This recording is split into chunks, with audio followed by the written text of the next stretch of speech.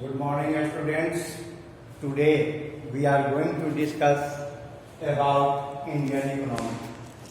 In our previous class, we have already discussed about our Indian economy. I have already told you when our country got freedom, we will accept mixed economy. There is a good character of mixed economy, like all sectors are achieved their powers and also utilize their power to develop our economic condition.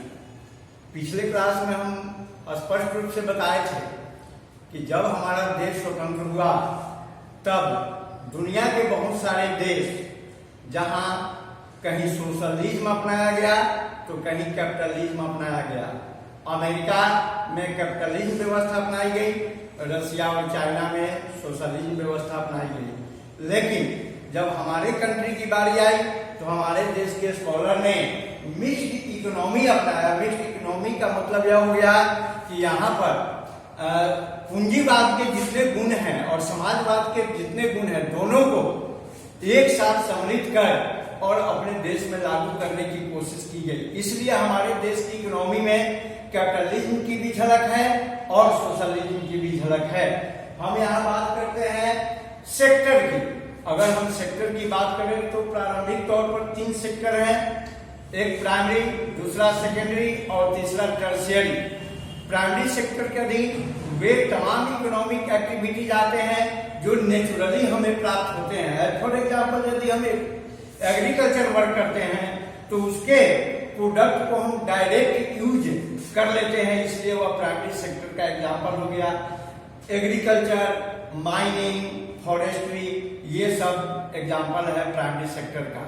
अब बात आती है secondary sector की। Secondary sector के अंतर्गत जब हम natural product का यूटिलाइजेशन डायरेक्ट न कर उसको इंडस्ट्री में भेजते हैं और इंडस्ट्री से वह फिनिश्ड गुड बनकर तैयार होता है तो वह सेकेंडरी सेक्टर का एग्जाम्पल कहलाता है।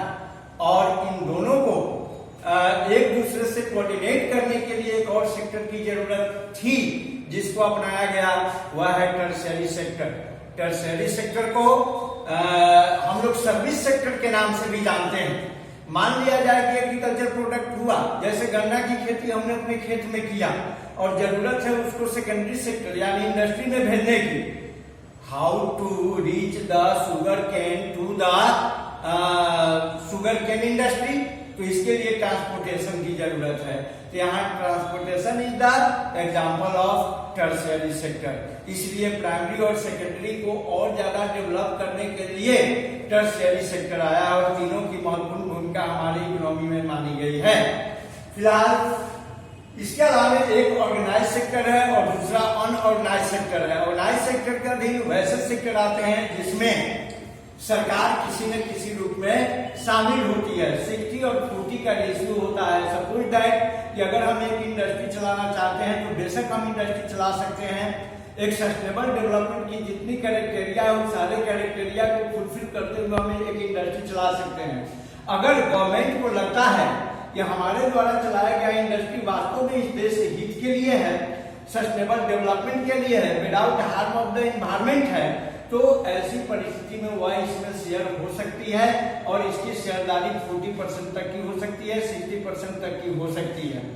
ऐसे में उसका रूल रेगुलेशन एक पब्लिक सेक्टर की तरह होता है। कर्मचारियों को सारी तरह की फैसिलिटी दी जाती है और वस्तुओं की गुणवत्ता पर अविश्वास नहीं किया जा सकता है। यह हो गया ऑर्गेनाइज सेक्टर की बात। अब हम बात करते हैं अनऑर्गेनाइज सेक्टर।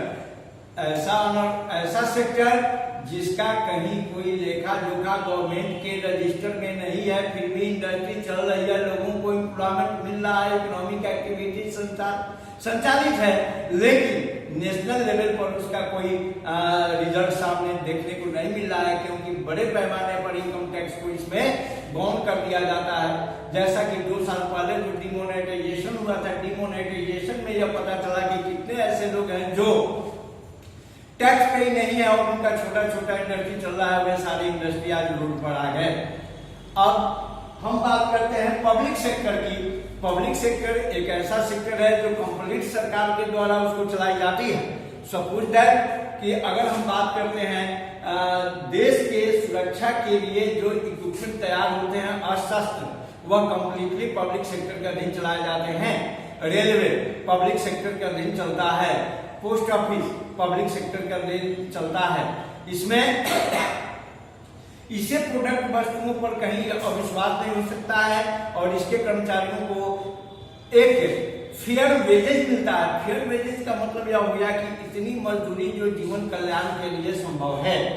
तो पब्लिक सेक्टर को सबसे सुपीरियर सेक्टर इसलिए भी कहा जाता है क्योंकि उसमें अपने लाइफ की गारंटी है। अगर कोई दुर्घटना हो जाती है तो उसके कंपनसेशन इतने मिल जाते हैं कि फिर कमिंग पीढ़ी को कहीं कोई दिक्कत नहीं है। और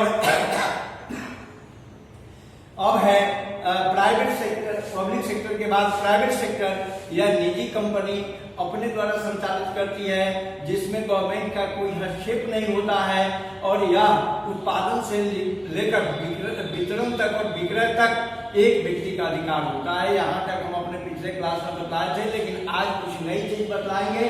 उसके अंतर्गत इकोनॉमिक इंटरडिपेंडेंट की बात हम करने जा रहे हैं कि किस तरह से हमारी अर्थव्यवस्था एक दूसरे पर सारे सेक्टर पर आश्रित है। इकोनॉमिक इंटरडिपेंडेंट का मतलब यह हो गया कि primary sector is completely depend upon secondary sector and secondary and primary sector are completely depend upon tertiary sector. अगर हम एग्रीकल्चर करते हैं लेकिन केमिकल फर्टिलाइजर के लिए हमको कंप्लीट आश्रित रहना पड़ता है सेकेंडरी सेक्टर से। अगर सेकेंडरी सेक्टर हमारा मजबूत नहीं होगा तो हम प्रोडक्शन के क्षेत्र में पिछड़ सकते हैं। प्राइमरी सेक्टर यदि हमारा कमजोर होगा तो फिर सेकेंडरी सेक्टर को रॉ मटेरियल की कमी हो जाएगी और सेकेंडरी सेक्टर बंद हो जाएगा। और ये दोनों सेक्टर मजबूत तभी होगा जब टर्शियरी सेक्टर को हम स्ट्रॉन्ग बनाएंगे, यानी सर्विस सेक्टर को हम स्ट्रॉन्ग बनाएंगे।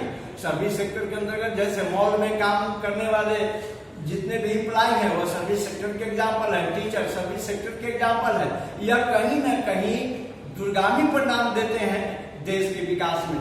फॉर एग्जाम्पल यदि हम आज सरकार बच्चों को मुफ्त में शिक्षा दे रही है, टीचर को उसके बदले तनख्वाह दे रही है, तत्काल से कमिंग प्रोडक्शन कुछ समझ में नहीं आ रहा है, लेकिन इन ए लॉन्ग टर्म अगर हम एक गुड सिटीजन का निर्माण कर देते हैं, this is the achievement of this education.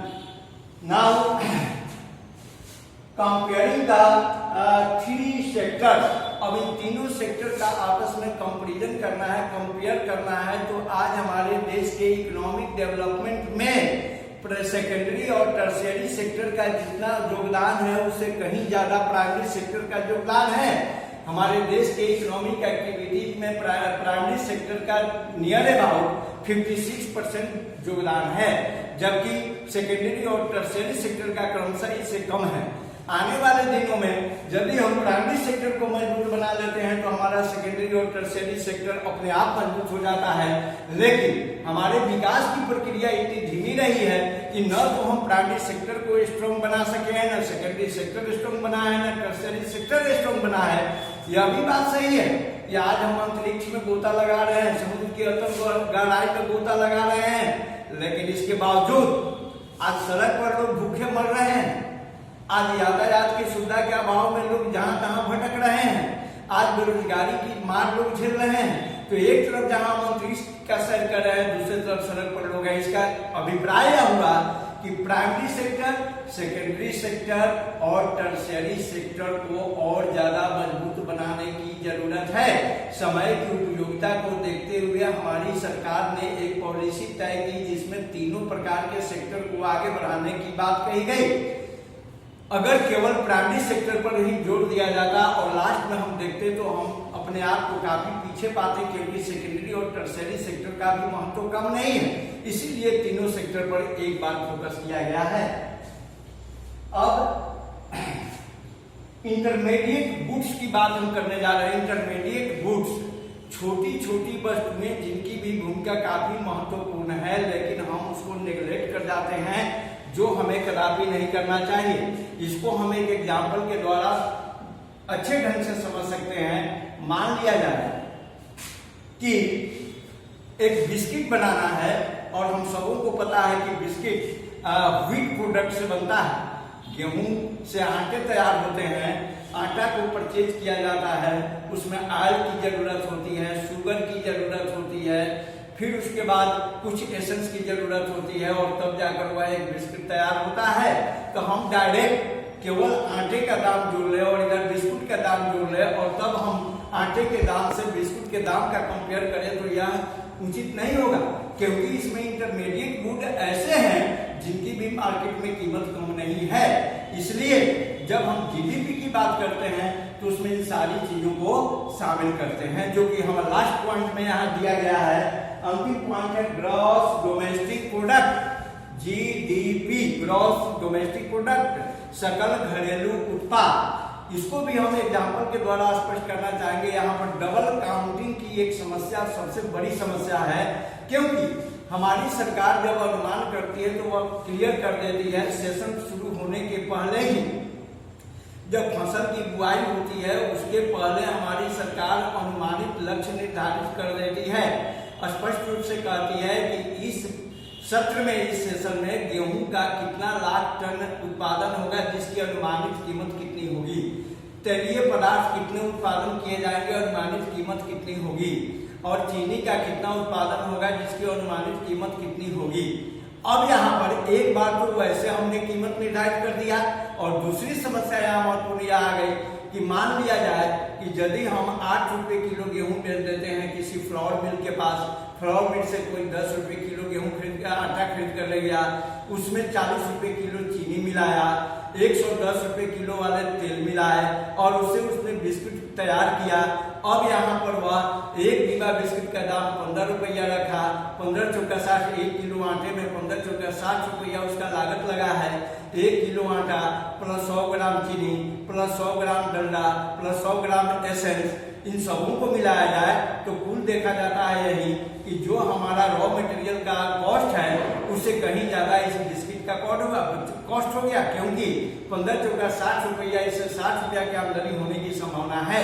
तो ऐसी परिस्थिति में पूर्व में जो हमने अनुमानित लागत के आधार पर यह बताया था कि किस वस्तु का लगभग कितना अमाउंट के बराबर उत्पादन होना है, और आज जो हम देख रहे हैं बिस्कुट पर, उसको हम फिर अतिरिक्त पैसा जोड़ कर ले रहे हैं। यहाँ पर एक ही मूल्य का डबल काउंटिंग हो रहा है। अब हम इस जीडीपी के बारे में और विस्तार से अगले क्लास में आपको बताएंगे। आज के लिए बस इतना ही।